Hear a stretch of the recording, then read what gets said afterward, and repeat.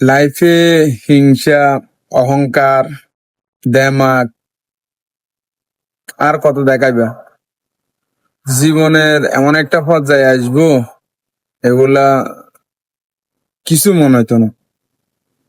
আসলে বাস্তবতায় একটা ছেলের স্বপ্ন থাকে যে নিজের ইনকাম করব, বাইক নিব, নিজের মন খুশি নিজের স্বপ্ন পূরণ করব, সবকিছু করব, টাকা জমাইবো, বাড়িকে বাড়ি করব, সবকিছু করে সুন্দর করে একটা বিবাহ করবে। এটা তো মানুষের আশা থাকে, মানে একটা ছেলের আশা থাকে।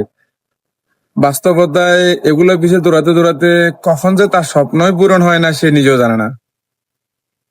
আসলে যখন শান্তি মতো যদি একটা নিঃশ্বাস হুট করে থমকে যায়, এগুলো কই যায়? একজনের পিছিয়ে দৌড়াদৌড়ি, একজনকে কে হারাবে কে জিতবে, এগুলো নিয়ে বসে থাকা।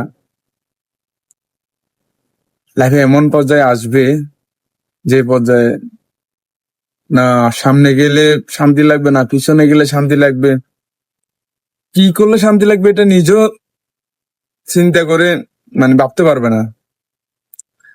একমাত্র একটি পর্যায়ে, সেটা হচ্ছে যে তুমি যদি সব ছেড়ে যদি নামাজ পড়ো 5 ওয়াক্ত, তখনই দেখবা যে তোমার কাছে শান্তি কি জিনিস, আর মানুষের লাইফে কি করা উচিত, মানে এটা কল্পনা করতে পারবে না।